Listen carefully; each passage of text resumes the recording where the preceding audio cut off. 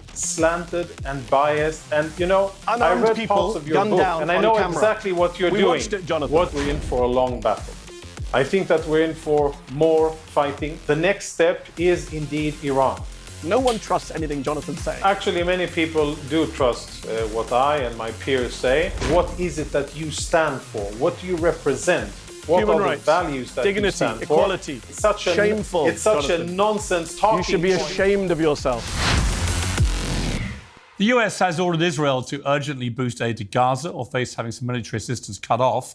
It comes after reports that Benjamin Netanyahu was considering a surrender or starve plan to choke off aid to the north, leaving hundreds of thousands without food or water to flush out Hamas terrorists. Israeli officials have told their US counterparts they won't enact that plan. But frankly, that's what they tend to say about most of their escalations just before they happen. In the past few days, 4 Israeli soldiers were killed, 58 more badly injured in a Hezbollah drone attack. The UN, meanwhile, has condemned a large number of civilian deaths caused by Israeli strikes, including one that hit a Gazan school. With the conflict now at its most dangerous juncture, I'm joined by 2 of the most accomplished advocates for their relative positions. Jonathan Conricus is a retired lieutenant colonel and international spokesman for the Israeli Defense Forces. And Mehdi Hassan is editor and CEO of Zateo News. Well, welcome to both of you. It should be a fascinating debate. I hope, unlike some of my debates on this, it doesn't descend into talking over each other and ad hominem too much, because I think you're both better than that. And I say that as a compliment, having interviewed you both multiple times. But Mehdi, let me start with you about where you feel we are now. It seems to me that where we are is that Benjamin Netanyahu, having been very unpopular with Israeli people, following the attacks on Hezbollah, the pager attacks, and then following up with the strikes on the Hezbollah leadership and so on, he's suddenly seen a massive spurt in his popularity, and that seems to have emboldened him now to potentially go for broke with Hamas, with Hezbollah, with the Houthis, and ultimately potentially with Iran directly. Is that your reading of this, and how dangerous is that as a moment for the world? Thanks, Piers. We're in a very dangerous moment for the world. Anyone who thinks otherwise is crazy. I've spoken to Middle East experts who say they've covered the region for decades and they've never seen it boiling like it is now. We could be on the verge of a much wider regional war than Israel has already created. And yes, Benjamin Netanyahu, anyone who follows Netanyahu's career, I think is well aware of the fact that he is a self-serving cynic. He, like Donald Trump, cares about himself more than he cares about his party or his people or his country. And we all know that he's carried on this war, partly, not only, but partly, because he wants to stay out of prison himself. He wants to keep his far-right fascistic coalition together. And of course, escalating and escalating as we get closer to an American election helps him, because as even Joe Biden apparently has acknowledged in private, he's trying to get Donald Trump elected. So for Netanyahu, there's a wide variety of domestic political reasons that help him extend the war. As you say, people tend to rally around in times of war. When Iranian rockets or Hezbollah rockets are dropping on Israelis, of course, are going to rally around their government. That's only natural. That happens in every country in the world. So, of course, it helps Netanyahu. He's the ultimate cynic. Jonathan Conricus, I mean, a lot of people think that. And it's hard not to deduce that that is what's driving him, not least because at the end of all this, Benjamin Netanyahu will face a moment of reckoning with the Israeli people for what happened on October the 7th, which many still blame him for in terms of a massive security failure on his watch. But also he's facing corruption charges, which have all been delayed pending resolution of the military conflicts. There's not really much incentive for him to bring any of this to an end, is there? Yeah, never was a spokesperson for Netanyahu, and I certainly don't intend to be. And I think it's a bit flat to analyze everything happening in the Middle East only from Netanyahu's perspective and then dress everything up as if it is all related in some, mystical way, like the Elders of Zion type of thinking.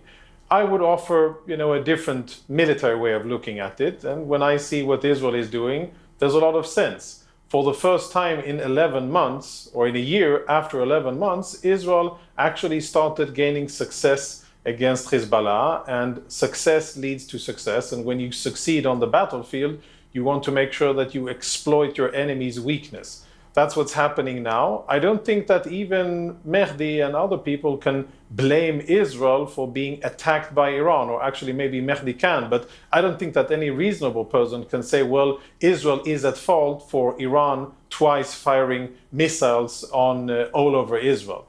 So what Israel is doing is defending itself against Iranian attacks, first and foremost Hamas. And Hamas is down but not out, and now dealing very lately, and after a long period of time of 70,000 Israelis being evacuated from their homes for 11 months, but dealing with Hezbollah as well. And I think that in the coming days, or maybe a little bit more than that, Israel will expand its defenses to the real destabilizing factor in the Middle East, which is Iran. And to put everything within the Netanyahu context, I think it's a bit, intellectually lazy and flat. There's so much more to it, and it really takes away agency and responsibility from all of the other actors that are attacking Israel. The Gaza and the Hezbollah and the Houthis and the Iranians and Iraqis and Syrians, all of these, they have no agency, they have no responsibility, they all are part of the Netanyahu show. I find that a bit hard to believe, and I think it's kind of a lazy argument to be making. All right, Mehdi, your response to that? Well, let's just deal with the agency issue first. A few things. One is, a lot of those groups you mentioned have all said that their fighting with Israel is tied to what's happening in Gaza. Many of them have offered the Houthis, Iran, and I said this to you, Piers, last time I came on the show, and you said, how can we trust them? I said, don't trust them, but call their bluff. They've all said, you end the genocide in Gaza, you end the violence in Gaza, you get a ceasefire, and we will stop fighting with Israel. Which genocide? NBC the one that Hamas started on the 7th? The genocide that Hamas started on the 7th? The genocide that your country is being investigated. Can I finish a sentence? The genocide that your country is being investigated for the International Court of Justice right now. Jonathan, let Mehdi finish his point. Jonathan, I'll let you respond after Mehdi finishes his point. Yeah. Mehdi. I barely started, but he doesn't want people to hear what's going on. All of those groups have said they'll stop if Israel stops its genocide in Gaza. NBC News reported that Israel killed Nasrallah because he said, I'm only going to do a deal with you if you do a ceasefire in Gaza. I want to link a ceasefire in Lebanon with a ceasefire in Gaza. And the Israelis told NBC News that's why we killed him. So we know that these groups have agency. Israel has agency. Jonathan Conricus wants your viewers to believe that Israel just blindly, Israel was just minding its own business and Iran attacked it. Israel attacked Iran first. In Syria, they bombed an Iranian consulate in violation of the laws of international law and international diplomatic law. Yeah, they killed Iranians in Iran. They then bombed Ismail Haniyeh in Tehran. They bombed the Iranian capital. And then they bombed Beirut and killed a senior Iranian general. So actually, it was Israel that's been provoking. And when he talks about source of destabilization in the region, everyone in the region knows it's Israel that's destabilizing the region. It's Israel right now that's escalating wars in multiple countries. Everyone around the world knows it's Israel that's the country that is causing the issues. 40 countries, Piers, 40 countries have just put out a statement on Saturday saying, can Israel please stop attacking UN peacekeepers, blue helmets? So please don't give us lectures on who is stabilizing, destabilizing the region. And final point, as for winning, the Israeli general who ran the Gaza division, Gadi Shamni, says Hamas is winning, Israel is losing in a big way. Those are his words, not my words. Ton vol a été annulé ou retardé. Est-ce que tu sais que tu peux être éligible jusqu'à 600 € de remboursement pour ça? Rendez-vous sur le site de skycop.com. Jonathan, your response. Yeah, just out of respect for you, Piers, I didn't interrupt the second time, even though Mehdi's statement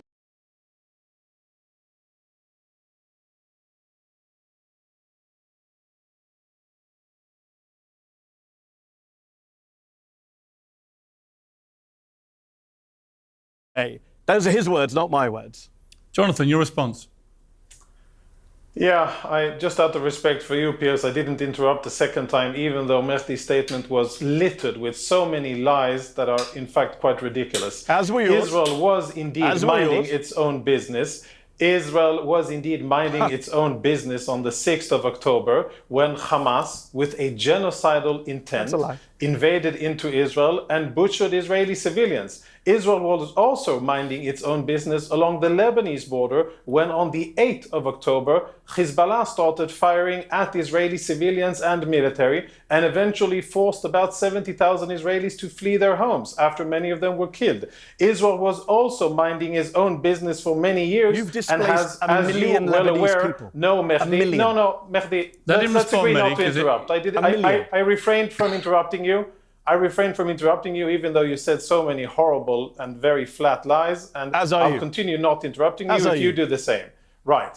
And by the way, speaking about the region, Mehdi, I live in the region. My children are here. You do not. And I don't know how many people you know and see from both sides of these different conflicts. I know people from both sides and I speak with them and I live here. So I don't think that you're in a position to be lecturing anybody about what's really happening in the region. Okay. I am the one who is running with my family to bomb shelters when Hezbollah fires missiles and when the Iranians fire missiles and when Hamas fires missiles. I am the one who has family who has been evacuated from the north. I am the one who has close relatives and friends who were massacred on October the 7th. Don't lecture me about who is the source of instability. I agree with you that a lot of countries and a lot of dark people have a problem with the Jews living in their ancestral homeland. But that doesn't make it wrong that we're here. We're going to continue to be here and continue to defend ourselves despite the likes of you and despite our enemies. And I'll tell you that our history is so full of people that wanted to kill Jews and wanted to force us out of our homeland.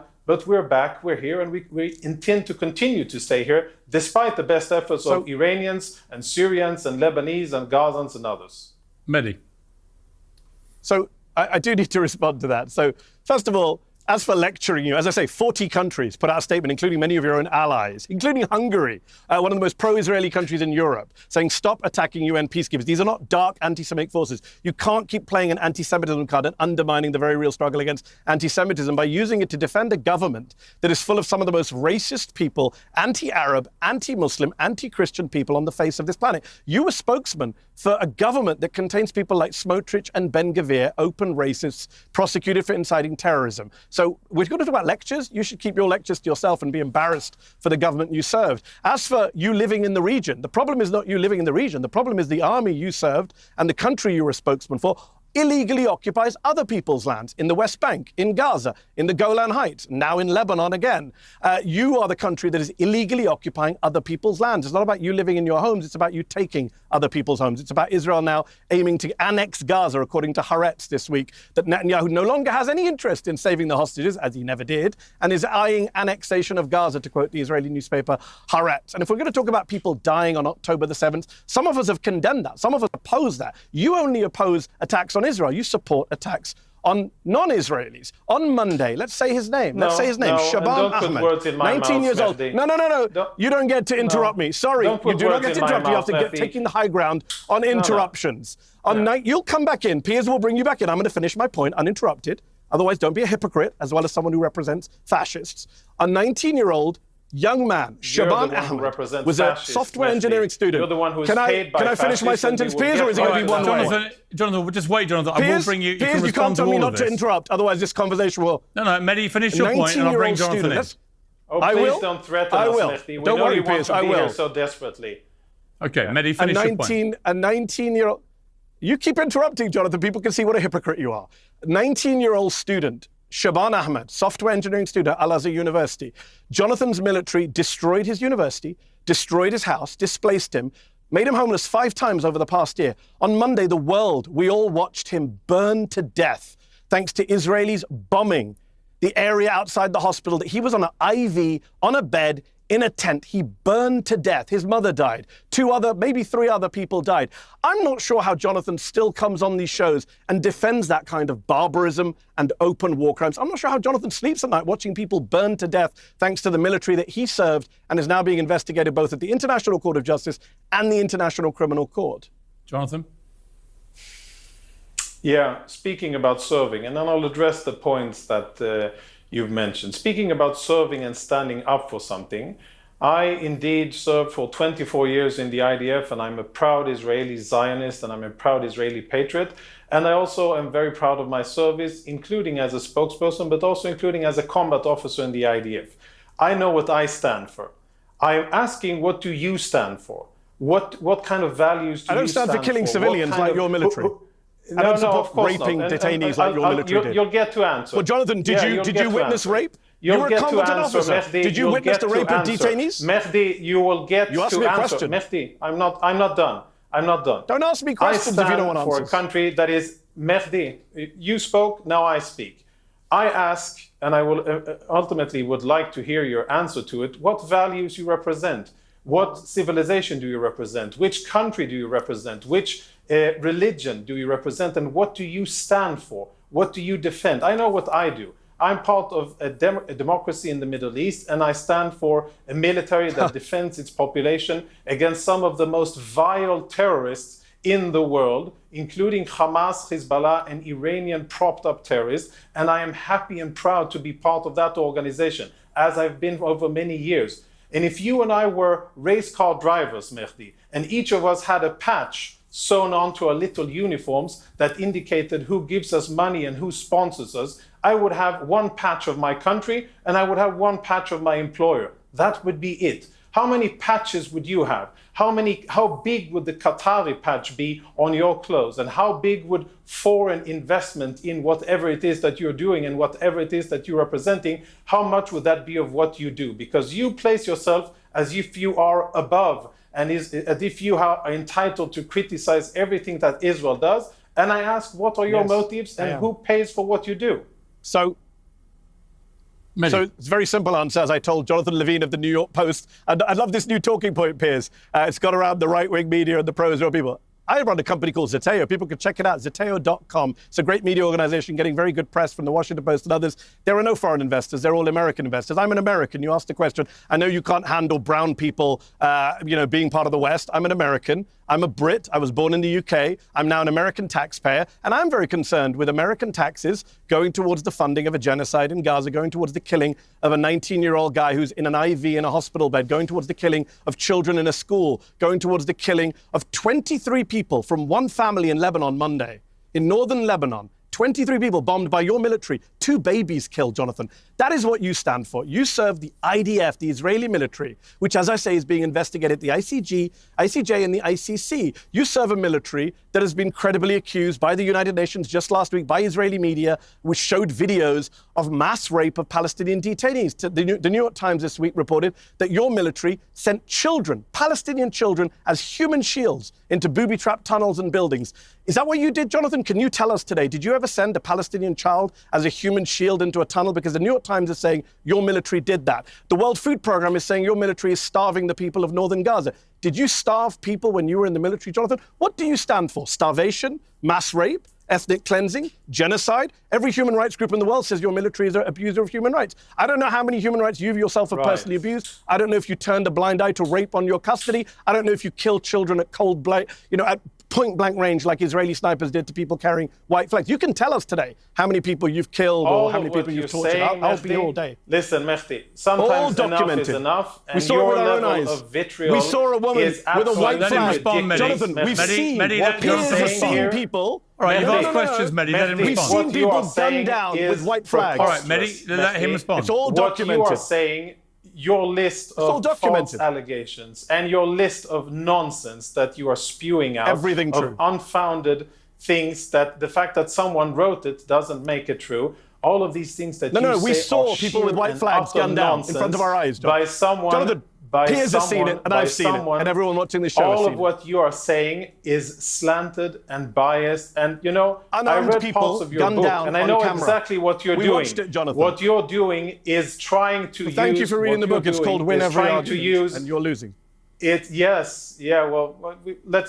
other peoples be the judge of that. Piers can tell us. Piers can tell us. But what I can Piers, say, have you watched unarmed people gunned down by the IDF, Piers? Why don't you jump in as a moderator and clarify who's telling the truth? Mehdi, I can say categorically, Mehdi, that under the circumstances that Israel finds itself نشكل الفورفي وين ديالي إلا كانتي ونتوصل به حتى لباب داري في أقل من 24 ساعة. على وين under, I cannot think of any military that would behave in a more humane way. And I say that in 100% sincerity, without blinking. The International Criminal Court Chief Prosecutor disagrees with you, and Jonathan. I will continue to say it, Mehdi, and I will continue to say it despite for Hamas and Hezbollah and Iranian apologists like yourself. And I will continue to say it and know that I stand firm with any military.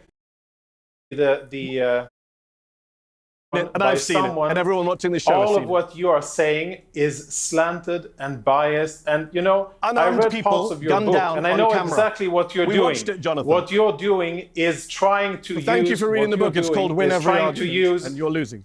Let other peoples be the judge of that. Piers can tell us. Piers can tell us. But what I can Piers, say, have you watched unarmed people gunned down by the ADF, Piers? Why don't you jump in as a moderator and clarify who's telling the truth? Mehdi, I can say categorically, Mehdi, that under the circumstances that Israel finds itself under, I cannot think of any military that would behave in a more humane way. And I say that in 100% sincerity, without blinking. The International Criminal Court Chief Prosecutor disagrees with you, and Jonathan. I will continue to say it, Mehdi, and I will continue to say it despite for Hamas and Hezbollah and Iranian apologists like yourself. And I will continue to say it and know that I stand on firm ground. Is Israel perfect? Piers Do we said, never don't do make ad hominem. mistakes? How am I an Iranian Definitely apologist? not. Israel. Well, you just said that Israel was the one that attacked Iran when Iran was minding his own business, which is absolutely ludicrous. Facts don't care about your feelings, Jonathan. April